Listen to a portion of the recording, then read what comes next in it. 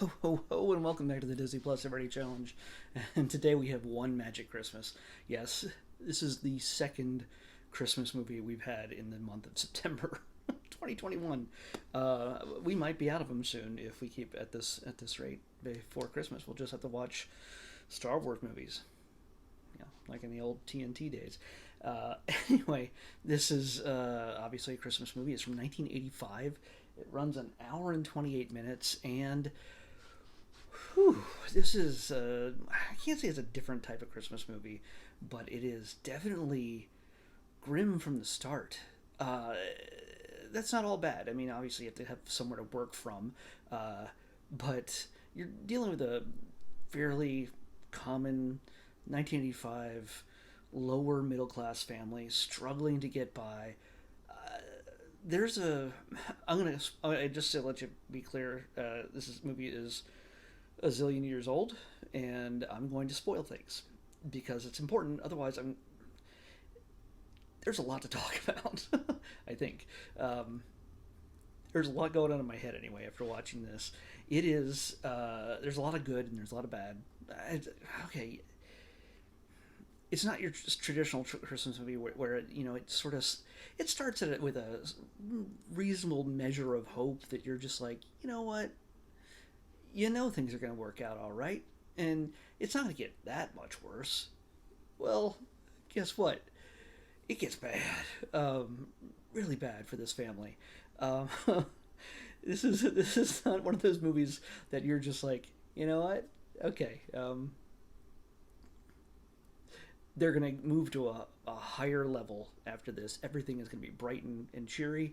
They they do break through a little bit above their station, but there's like a story point that's not even dealt with that I can think of. Maybe I just blacked out. I don't know. But early on, you know that they're struggling for money. They don't know if they can get the kids much, if anything, for Christmas. They have maybe a one or two things. She went to the Toys R Us and got a Etch a Sketch and a tea set for the kids, and probably blew a whole 250 at most. Um, Dad, okay, first of all, Mom is Mary Steenburgen, looking just as gorgeous as ever. In 1985, she's just a few years away from playing Clara in Back to the Future 3, and yeah, um, she's she's a mom who has lost her Christmas spirit. Now, this sounds like the plot line to any Hallmark Christmas movie, but stick with me here.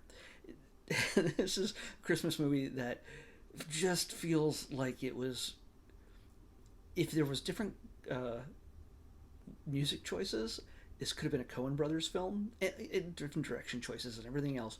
But the casting, I could see that, Mary Steenburgen, Harry Dean Stanton as Gideon, an angel who wears a heavy leather trench coat and a big floppy hat kind of thing. There's a story behind that, but and her husband, played by Gary Basaraba. Yeah, I don't know. Anyway,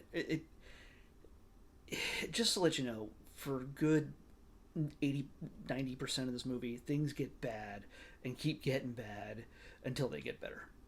So lessons are learned. People learn to say Merry Christmas as compared to not saying Merry Christmas. It's not a other thing like that. Um, anyway, Harry Dean Stanton is an angel who just sort of hangs out around town. He's given a mission by this mysterious voice in the sky. Uh, I guess it's God, or no, it's another angel. I think it's one of the other top angels, giving instructions to Mr. Christmas Angel, played by Harry Dean Stanton, uh, and he sort of gloms onto this family: Mom, Mary Steenburgen, Dad, and two little kids. Boys maybe 8, and the girls about 6. And I just have to say this, so hopefully it doesn't come across as really weird, but if there was ever an angelic human presence in the form of a child, it is in this little girl's face.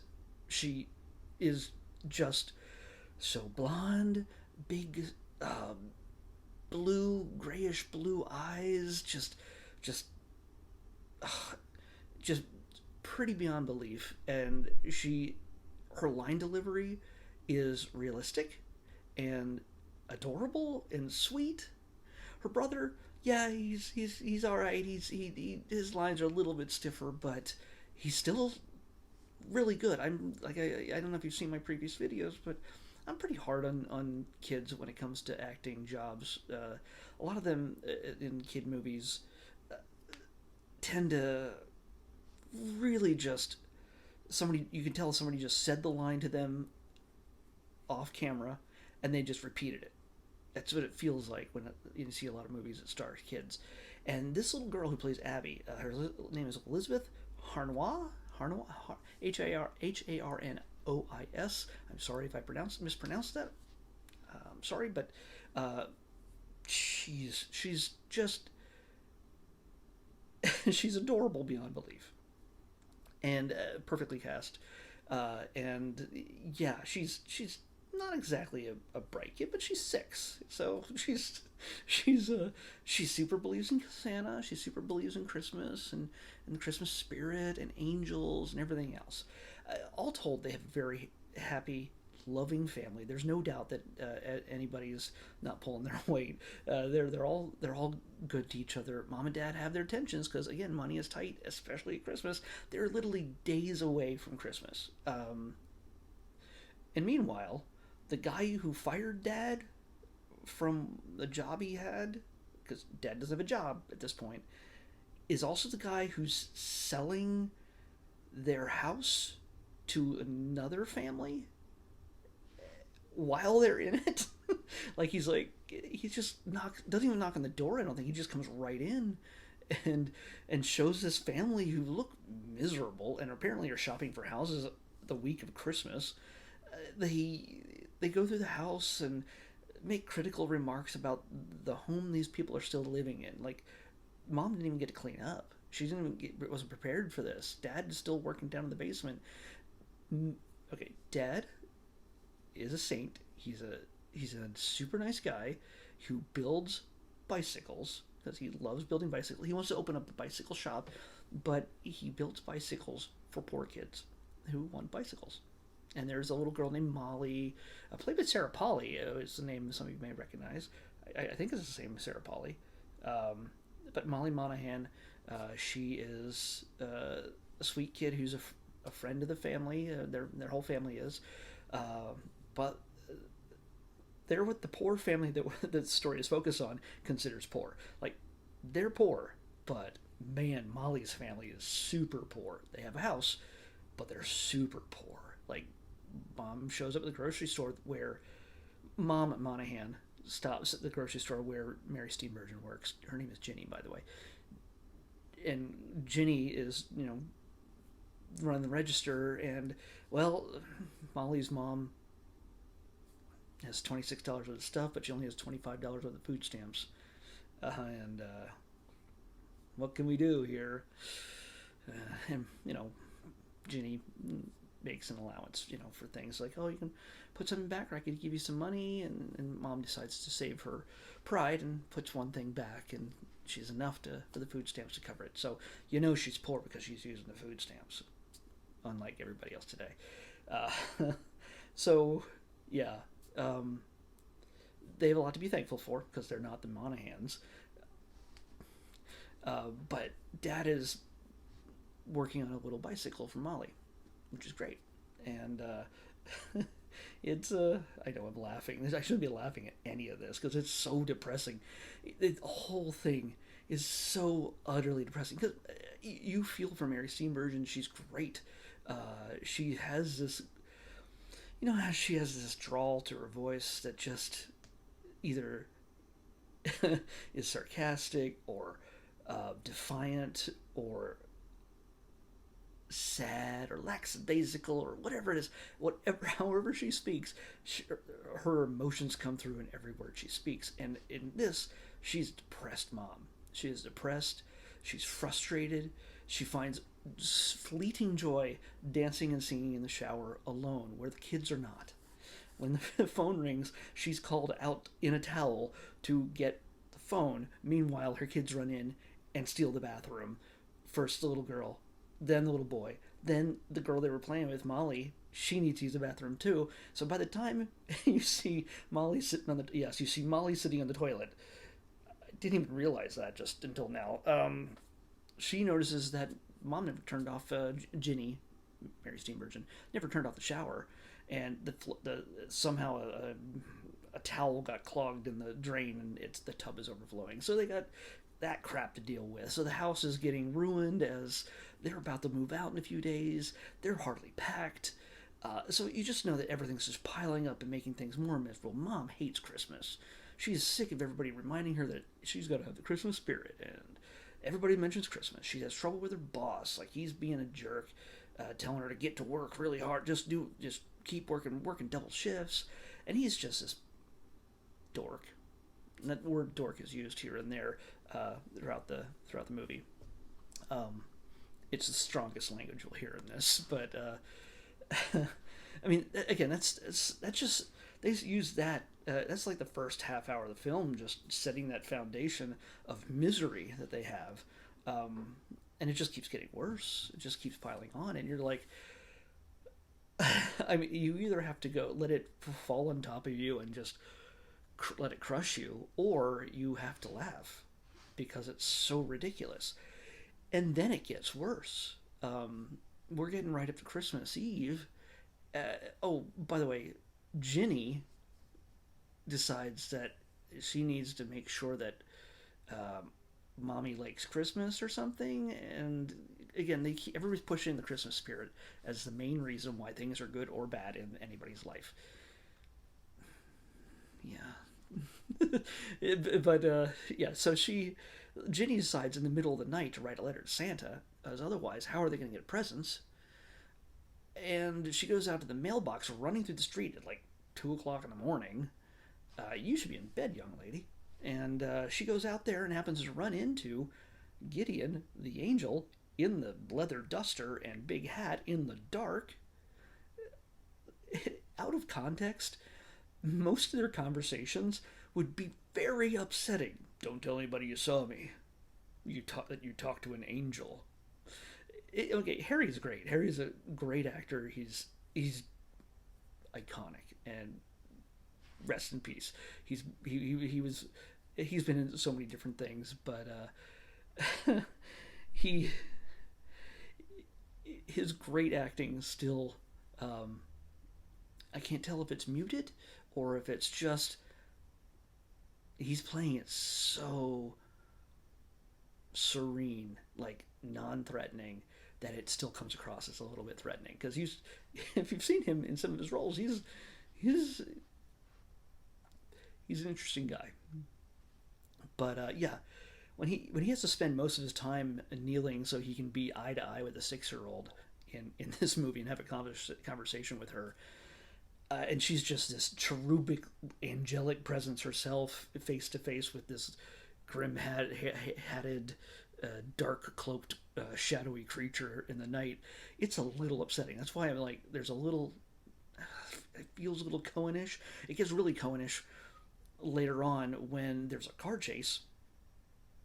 not your normal car chase, but it's honestly they filmed it in Canada where you could literally in so far out in the wilderness that you can have a car driving down a paved road and have it stop, and then have Mary Steenburgen running along the road, and never fear of any traffic coming by. It's way out there, and it feels a little Fargo-ish at times. So yeah, I imagine the person who did this, yeah, I don't know, but it's okay. I have to get to the part where things get worse, and they just sort of pile on each other at the same time. The crux of the film is in the moment where there's Mom has to go work on the day before Christmas, and she tells her husband not to go spending money or doing little nice things for people because he can't afford it, and it's just annoying. But he grabs the kids, puts them in the car. They have to stop at the bank for something, and he double parks the car.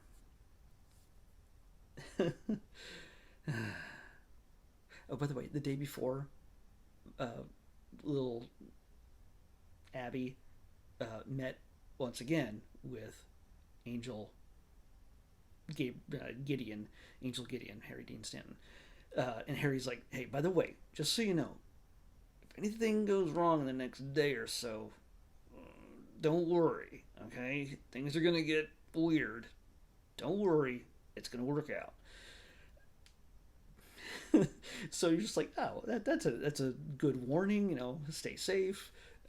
Is it gonna really get that bad? Yes. So Dad double parks, leaves kids in the back seat, and this is the era. I think this is 1985. I mean, it's made in 1985. It's filmed in the early 80s, and I think it was current day. It's not like they're like, hey, is this the 60s or the 70s?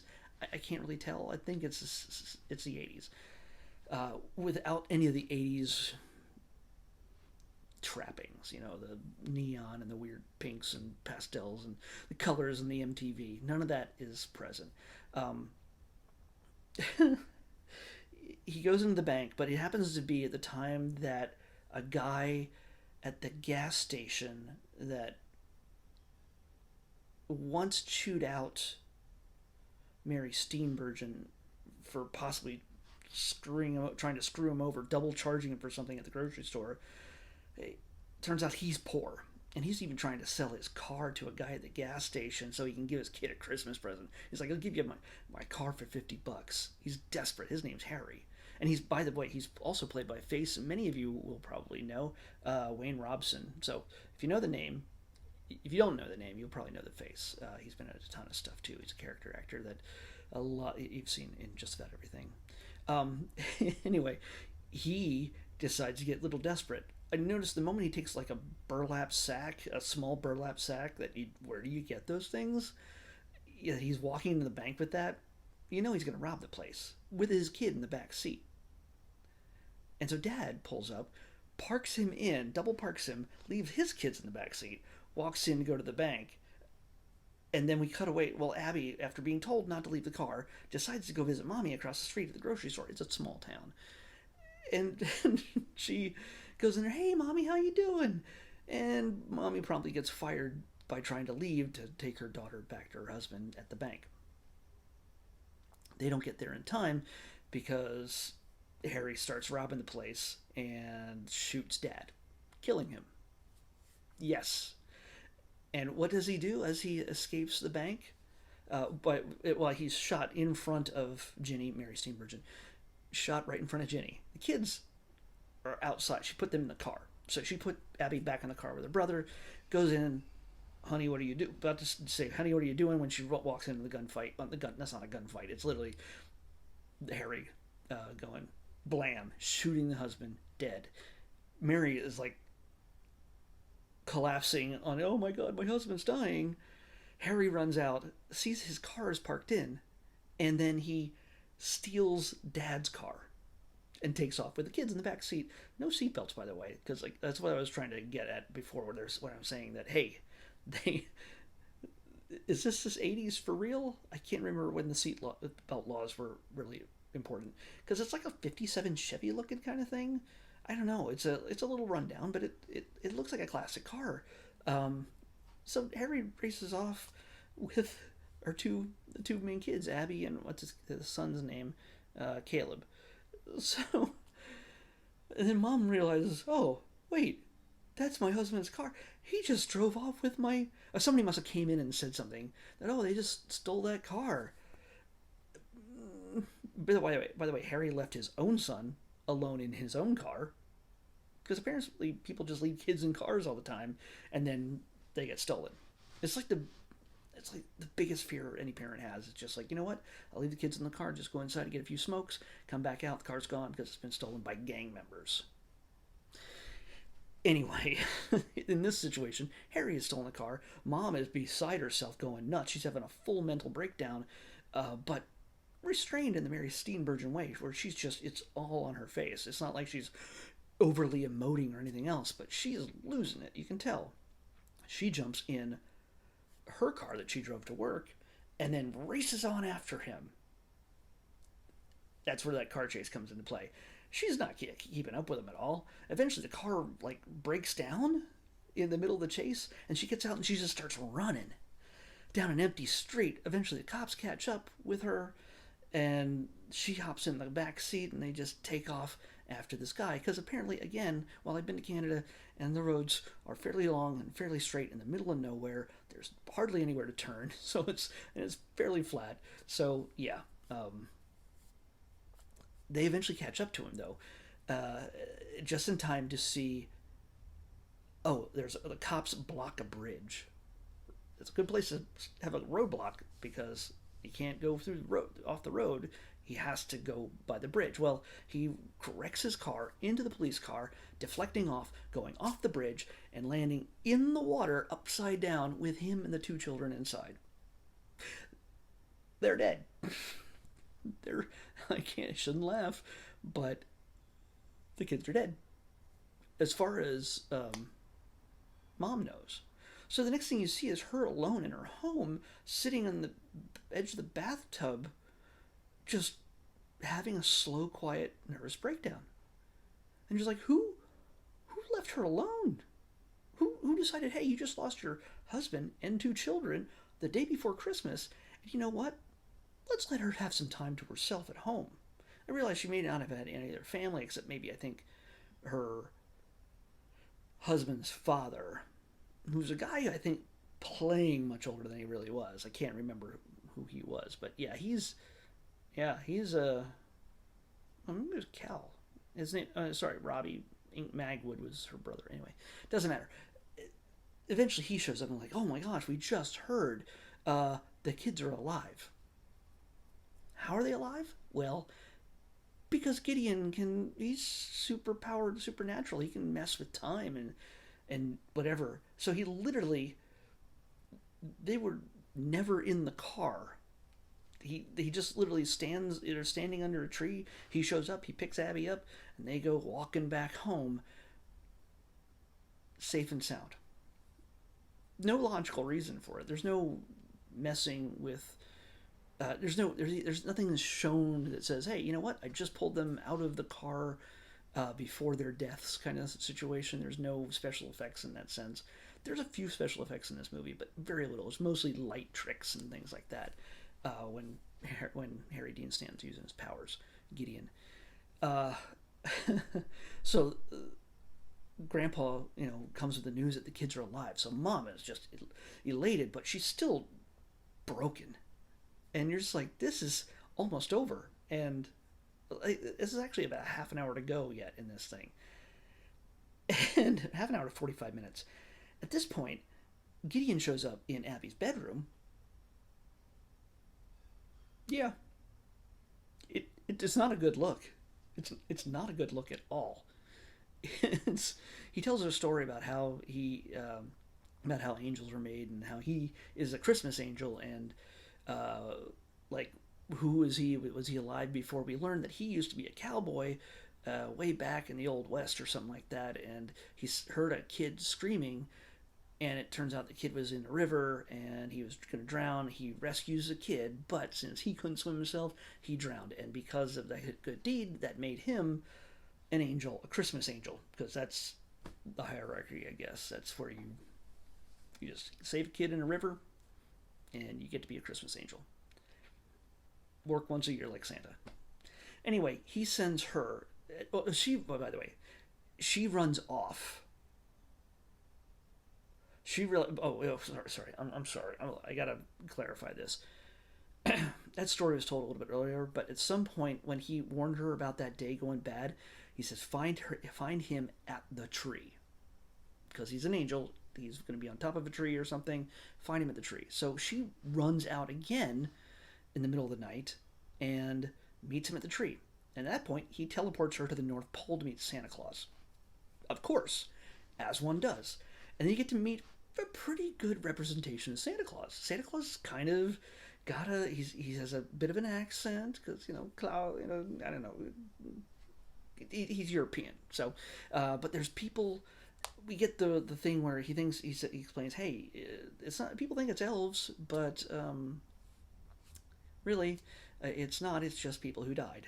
and now they're making toys, and you see them from all different walks of life and races and cultures in the clothing they apparently died in, and making toys.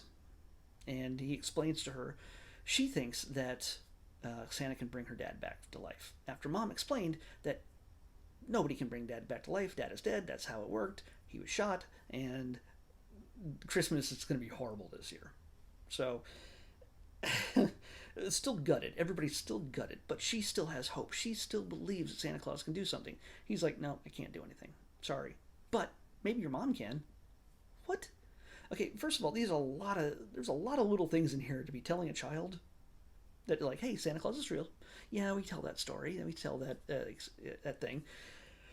But there's also things like, oh yeah, by the way, if you have a dead parent around Christmas time, well, there's certain magic that maybe your other parent can do to bring them back with the help of Santa Claus. So Santa finds a letter that sent him when Mom was a kid, asking for presents, and when she believed in Santa, when she believed in Christmas. And by the way, just so you're clear, there's no religious, no Christian, there's no Jesus connotations whatsoever in this. It's meant to be spiritually neutral, except for good and bad. And there's a whole lot of bad happening, but a whole lot of good can come from it. So anyway, he sends her back home with a letter, and Mom looks at this letter going, how the heck did she get a hold of this letter, and I'm going to mail it again? She believes enough that she's going to remail that letter to Santa on Christmas Eve. And suddenly, everything jumps back a day, even though you don't see it. It's only signified by the lights that had turned off the night before when she had been outside, the Christmas lights everywhere. They turned back on. And her husband comes back from the walk he had after a very frustrating fight with her. He comes back from the walk as if nothing had ever happened. There was no car chase, and oh my gosh. Oh my gosh, I've been talking this long. Sorry. Well, yeah, it's been one of my longest videos. But hey, Christmas. One magic Christmas. So, anyway, I'm telling you the entire movie. Yes, I know. But you have to see it to understand what's going on here. It's not a tearjerker. It's an emotional roller coaster that mostly goes down and then comes up a bit. But, she then shows kindness to people in key moments that saves many different lives in that span of a day. Not only their lives, but her life. She tells her boss, hey, I'm taking Christmas Eve off and Christmas Day off. And I don't care if you have to fire me. That's what I'm going to do. I need to spend it with my family because it means something to me now. And he's like, don't come back until Thursday.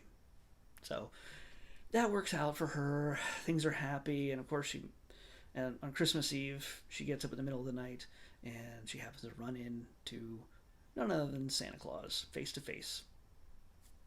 They share a Merry Christmas, and that's pretty much it. So I've ruined the entire film for you. You don't have to see it now. It's 28 minutes currently at this moment that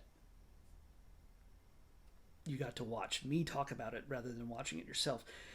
Honestly, if this is the last Christmas movie on Disney Plus that you might want to see, and you really love Mary Steenburgen or Harry Dean Stanton, yeah, go watch this. But you're not going to want to watch it again unless it's like really to MST3K it.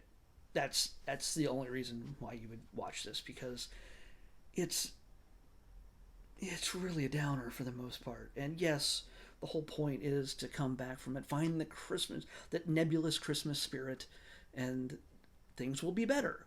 They don't have any more money. They still apparently are going to lose their house. I don't know. None of that really changed. They have to be out by the end of the year. I don't know. I mean, but they have each other, so that's what matters. Merry Christmas.